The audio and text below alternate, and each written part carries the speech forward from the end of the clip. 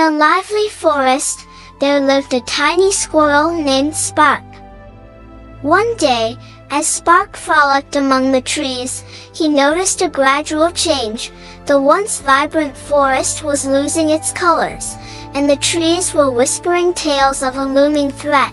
Determined to save his home, Spark embarked on a journey to seek the advice of the ancient tree, Elder Oak.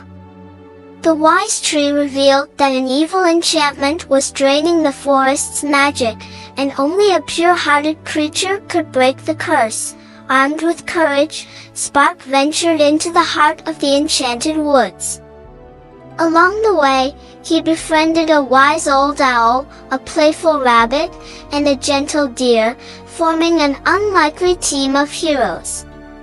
Facing treacherous challenges, Spark led his newfound friends through the darkened forest.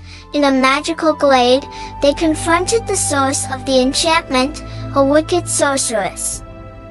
With unity and bravery, Spark and his friends thwarted her plans, breaking the curse and restoring the forest's brilliance. The grateful trees bestowed upon Spark the title of Guardian of the Woods.